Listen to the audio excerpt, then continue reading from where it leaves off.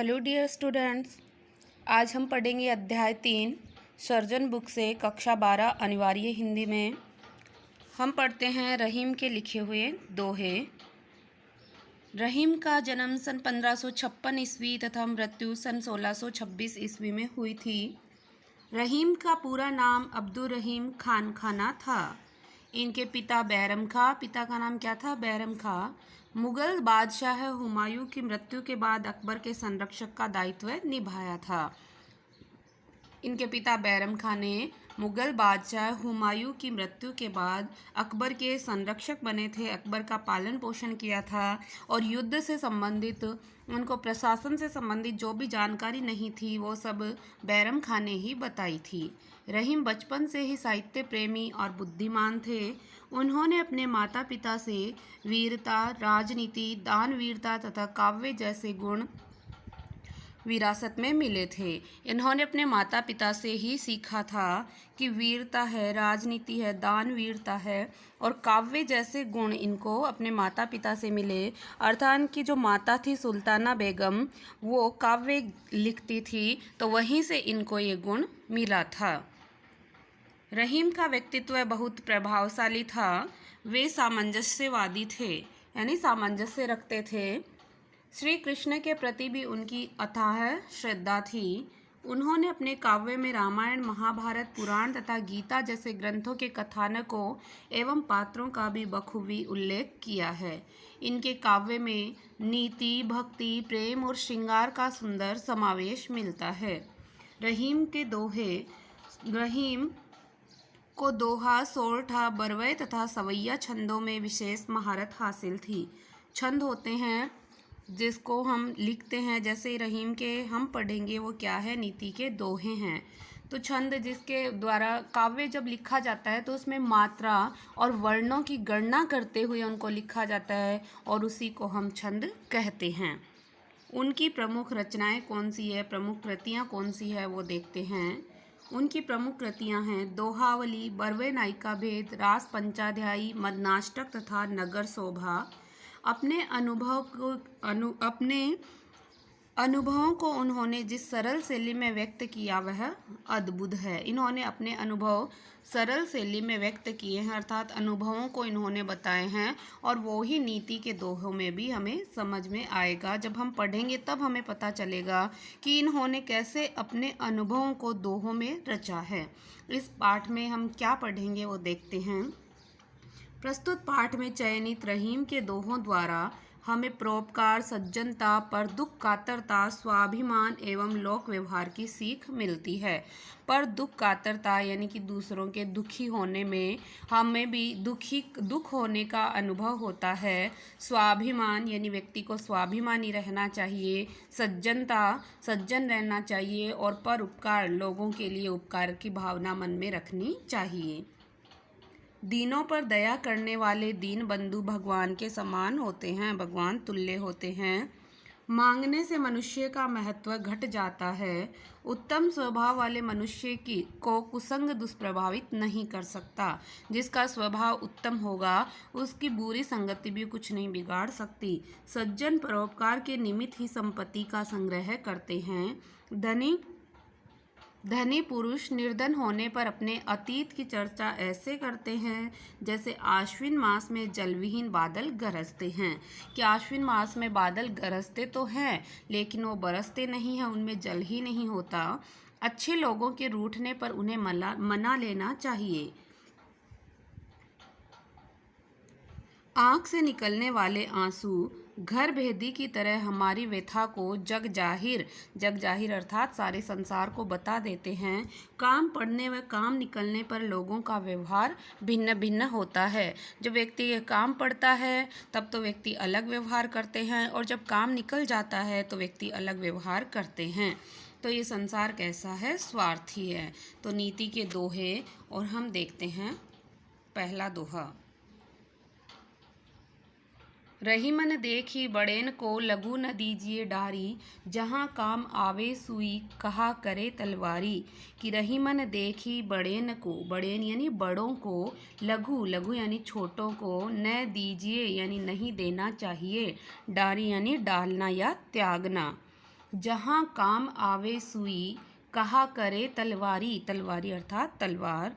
कि इसमें रहीम ने बताया है कि बड़े लोगों का साथ हो जाने पर हमें कभी भी छोटे साथियों से मित्रता का त्याग नहीं करना चाहिए। रहीमन कवि रहीम कहते हैं, देखी बड़ेन को, कि जब आपकी जान पहचान बड़े लोगों से हो जाए, कि बड़े लोगों को आप देखें अर्थात बड़े लोगों से आपकी जान पहचान हो जाए, लघु न दीजिए डारी, तब कभी भी अपने छोटे साथियों से मित्रता को नहीं त्यागना चाहिए। जहाँ काम आवे सुई, कि जहाँ पर सुई का उपयोग किया जाता है, कहा करे तलवारी, कहा यानी क्या, तो वहाँ पर तलवार क्या कर सकती है। तो कभी भी बड़ी वस्तु को देखकर हमें छोटी वस्तु को त्यागना नहीं चाहिए, क्योंकि जहाँ पर सुई का उपयोग होता है वहाँ सुई ही काम आती है, तलवार कुछ भी नहीं कर सकती। तो यह क्या है, इसमें उपदेशात्मक शैली का प्रयोग किया गया है। कवि ने उपदेश दिया है कि बड़े लोगों के संग पाकर के कभी भी व्यक्ति के छोटे लोगों से मित्रता नहीं त्यागनी चाहिए। तथा दृष्टांत अलंकार का प्रयोग हुआ है, क्योंकि पहले जो लाइन में जो बात कही गई है उसी से संबंधित नीचे वाली लाइन में उदाहरण प्रस्तुत किया गया है। अतः यहाँ पर दृष्टांत अलंकार है, ब्रज भाषा का प्रयोग हुआ है, उपदेशात्मक शैली है। अगला है, एके सादे सब सदे, सब सादे सब जाए। और ये भी आपको पता होगा, कहा करे में अनुप्रास अलंकार है, क्योंकि क वर्ण की आवृत्ति हो रही है। एके सादे सब सदे, सब सादे सब जाए। साधे, साधे अर्थात ध्यान देना। सब सधे कि सारे पूर्ण होना, सधे यानी पूर्ण होना। सब साधे यानी साधे यानी ध्यान देना। जाय यानी हाथ से निकल जाना। रही मन मूलही, मूलही यानी कि जड़ को। सींचिबो यानी सींचने से। फूले फले यानी फूल और फल से। अघाय, अघाय यानी भरपूर या तृप्त। कि कवि कहते हैं, कवि रहीम कहते हैं, जो मूल कार्य है एके साधे, उस एक ही मूल कार्य को आप ध्यान दो। जो मूल या प्रमुख कार्य है उस एक कार्य की तरफ ध्यान दोगे तो सब सधे, तो सारे कार्य अपने आप ही पूर्ण हो जाएंगे। जो मूल कार्य एक है उसकी ओर अगर हम ध्यान देंगे तो हमारे सारे कार्य अपने आप ही पूर्ण हो जाएंगे। सब साधे सब जाए, लेकिन हम सारे कार्य एक साथ पूरे करने की कोशिश करेंगे, सारे कार्य एक साथ साधने की कोशिश करेंगे तो सब जाए, तो सारे के सारे हमारे हाथों से निकल जाएंगे। रही मन मूल ही सींचिबो, रहीम कहते हैं कि अगर हम पेड़ की मूल को, जड़ को सींचेंगे, फूले फले अघाय, तो हम फूल और फल से तृप्त हो जाएंगे। वो पेड़ हमें फूल भी देगा, फल भी देगा और हम उससे तृप्त भी हो जाएंगे। तो एके सादे सब सदे, जब एक कार्य को, मूल कार्य को हम पूर्ण करने पर ध्यान देंगे तो सारे कार्य अपने आप ही पूर्ण हो जाएंगे। सब साधे सब जाए, लेकिन सारे कार्य एक साथ साधने पर हमारे हाथों से सारे कार्य निकल जाएंगे। रहीमन मूल ही सींचिबो, कवि रहीम कहते हैं कि हम पेड़ की मूल को सींचेंगे तो वो हमें फूल और फल से तृप्त कर देगा। इसमें भी दृष्टांत अलंकार का प्रयोग हुआ है, क्योंकि इसी से संबंधित उदाहरण यहाँ पर प्रस्तुत किया गया है। साधे सब सदे में अनुप्रास अलंकार का प्रयोग हुआ है। सब साधे सब में भी अनुप्रास अलंकार का प्रयोग किया गया है। वही ब्रजभाषा का प्रयोग है, दोहा छंद है, उपदेशात्मक शैली है। आगे देखें, कदली सीप भुजंग मुख, स्वाति एक गुण तीन, जैसी संगति बैठिए तैसोई फल दीन। कि कदली, कदली यानी होता है केला। सीप, सीप होता है जिससे मोती निकलता है। भुजंग यानी सर्प। स्वाति एक नक्षत्र है जिसमें वर्षा की बूंद गिरती है। एक गुण तीन, गुण यानी गुण। जैसी संगति बैठिए, संगति यानी संगत में, साथ में रहोगे। तैसोई, तैसोई यानी वैसा ही। फल, दीन, दीन यानी प्राप्त होना। कि व्यक्ति हो या वस्तु हो, हम जैसी संगति में रहेंगे हमें वैसा ही फल मिल जाएगा। तो इसको कवि रहीम हमें कहना चाहते हैं कि स्वाति एक गुण तीन, स्वाति नक्षत्र की एक बूंद में तीन गुण होते हैं।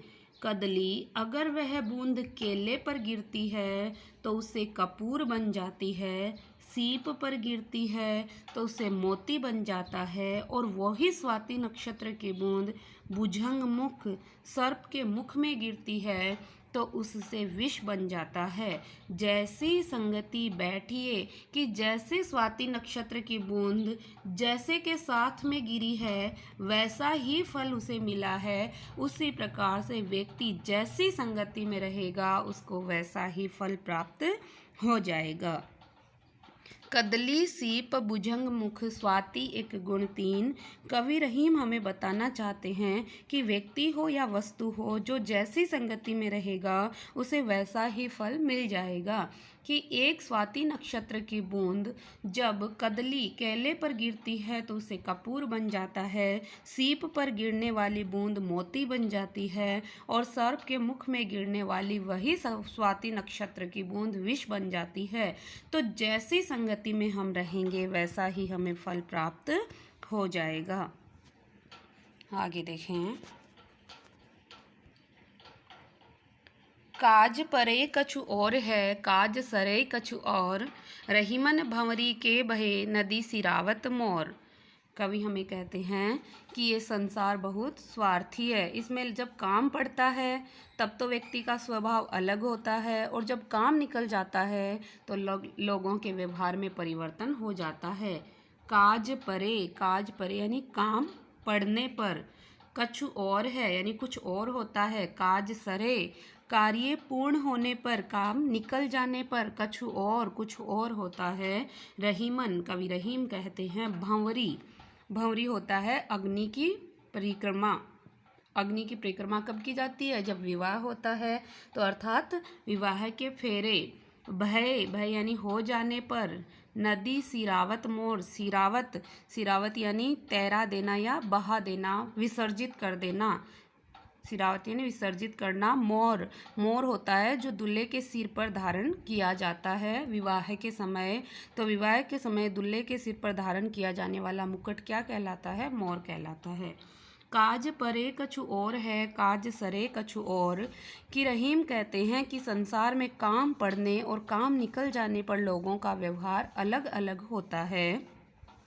कि जब व्यक्ति के काज परे जब काम पड़ता है तो उसका स्वभाव कुछ अलग होता है, अर्थात वह व्यक्ति का बड़ा सम्मान करता है। चाहे वो व्यक्ति हो चाहे वस्तु हो, जब उससे कार्य रहता है तब तक तो उसका बहुत सम्मान किया जाता है। काज सरे कछु और। अब जब काम निकल जाता है तो काम निकलने पर उसकी घोर उपेक्षा की जाती है। जिस प्रकार से रहीमन भंवरी के भये, रहीम कहते हैं विवाह में फेरे संपन्न हो जाने के पश्चात नदी सिरावत मोर, दूल्हे के सिर पर धारण किया हुआ मुकुट नदी में विसर्जित कर दिया जाता है। क्योंकि जब तक उसकी मोर की ज़रूरत थी, जब तक विवाह संपन्न नहीं हुआ तब तक तो उसको बहुत संभाल के रखा गया और उसको सिर पर धारण किया गया। लेकिन जो ही विवाह संपन्न हो गया, भंवरी के भय जो ही फेरे संपन्न हुए, उसको नदी में विसर्जित कर दिया गया। तो ये संसार कैसा है? स्वार्थी संसार है। इसमें भी दृष्टांत अलंकार का प्रयोग हुआ है। जो रहीम उत्तम प्रकृति का करी सकत कुसंग, चंदन विष व्याप्त नहीं लपटे रहत भुजंग। कवि रहीम कहते हैं कि जिस व्यक्ति की उत्तम प्रकृति, उत्तम यानी अच्छा और प्रकृति यानी स्वभाव, जिस व्यक्ति का अच्छा स्वभाव होता है, का करी सकत कुसंग, उसका बुरी संगति कुछ नहीं बिगाड़ सकती। चंदन विष व्याप्त नहीं, कि चंदन के वृक्ष पर विष नहीं व्याप्त यानी फैलना, व्याप्त नहीं होता, फैलता नहीं है। लपटे रहत भुजंग यानी सर्प, कि चंदन के वृक्ष के चारों ओर सर्प लिपटे रहते हैं, लेकिन उस सर्प के विष का चंदन के वृक्ष पर कोई प्रभाव नहीं पड़ता। तो कवि ने उत्तम स्वभाव वाले व्यक्ति के बारे में बताया है कि उस पर कुसंग का कोई असर नहीं होता। जो रहीम उत्तम प्रकृति का करी सकत कुसंग, कवि रहीम कहते हैं कि जिस व्यक्ति का अच्छा स्वभाव होता है उसका बुरी संगति भी कुछ नहीं बिगाड़ सकती। जिस प्रकार से चंदन के वृक्ष पर सर्प लिपटे रहते हैं लेकिन उसमें विष नहीं व्याप्त होता है। इसमें भी दृष्टांत अलंकार का प्रयोग हुआ है और का करी में अनुप्रास अलंकार का प्रयोग हुआ है।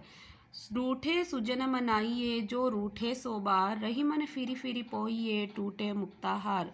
कवि रहीम कहते हैं कि अगर सज्जन व्यक्ति आपसे रूठ जाए तो उसे 100 बार मनाने का प्रयास करना चाहिए। रूठे हुए सुजन यानी सज्जन को मनाइए यानी मनाना चाहिए। जो यानी अगर, रूठे 100 बार, अगर वह 100 बार रूठ जाए तो भी उसे मनाने का प्रयास हमें करना चाहिए। रही मन फिरी फिरी पोइए टूटे मुक्ताहार। पोइए यानी पिरोना और मुक्ताहार यानी मोतियों से बना हुआ हार। कवि रहीम कहते हैं कि अगर कोई सज्जन व्यक्ति आपसे रूठ जाता है तो चाहे वो 100 बार रूठे तो भी हमें उसे मनाने का प्रयास करते रहना चाहिए, क्योंकि हमारा जो बहुमूल्य मोतियों का हार है अगर वो टूट जाता है तो हम उसे बार बार पिरोते हैं। उसी प्रकार से उस सज्जन को भी हमें बार बार मनाना चाहिए, चाहे वह कितनी बार ही क्यों नहीं रूठ जाए। मोतियों का हार कितनी बार भी टूट जाता है तो हम उसको पिरोते रहते हैं। उसी प्रकार से सज्जन को भी मनाते रहना चाहिए। क्योंकि सज्जनों की मित्रता मुक्ताहार के समान मूल्यवान होती है। तो इसमें देखें, फिरी फिरी में पुनरुक्ति प्रकाश अलंकार का प्रयोग हुआ है। पुनरुक्ति प्रकाश अलंकार वहाँ होता है जहाँ एक शब्द की एक से अधिक बार आवृत्ति हो रही हो लेकिन उसके अर्थ में भिन्नता नहीं हो, तो वहाँ पर होता है पुनरुक्ति प्रकाश अलंकार। और इन सब में दृष्टांत अलंकार का प्रयोग हुआ ही है क्योंकि उदाहरण कवि ने प्रस्तुत किए हैं। आगे देखें, तरवर फल नहीं खात है, सरबर पिए ही न पान, कही रहीम पर काज हित संपत्ति संचही सुजान।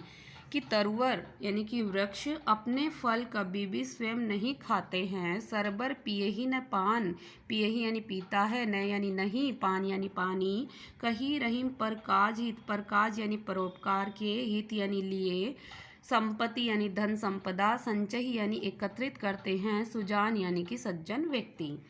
कि तरुवर कभी भी वृक्ष अपने फलों को स्वयं नहीं खाता, अर्थात लोग ही उन्हें के फलों को खाते हैं। सरबर पिए ही न पान, और सरोवर तालाब कभी भी अपने पानी को स्वयं नहीं पीता है, अर्थात पशु पक्षी मनुष्य ही उसके पानी को पीते हैं। कही रहीम पर काज हित, रहीम कहते हैं कि पर काज हित संपत्ति संचही सुजान, जो सज्जन व्यक्ति होते हैं वो अपनी संपत्ति धन संपदा को पर काज परोपकार के लिए ही एकत्रित करते हैं।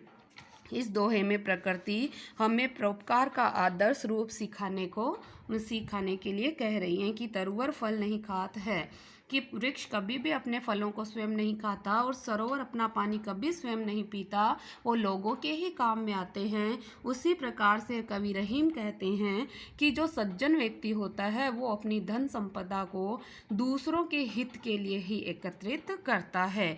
इसमें देखिए, संपत्ति संचय सुजान में अनुप्रास अलंकार का प्रयोग किया गया है। आगे देखें, थोथे बादर क्वार के जो रहीम गहरात, कि थोथे बादर क्वार के, क्वार यानी होता है आश्विन मास, थोथे बादर, बादर यानी होता है बादल, जो रहीम गहरात, गहरात यानी गरजना, धनी पुरुष निर्धन भय, भय यानी हो जाने पर, करे पाछिली बात, पाछिली यानी जो पीछे बीत चुकी है वो बातें करता है। थोथे बादर कवार के, कि आश्विन मास के थोथे बादल जो रहीम गहरात, कवि रहीम कहते हैं जिस प्रकार से गरजते हैं बरसते नहीं, क्योंकि वो जल विहीन बादल होते हैं।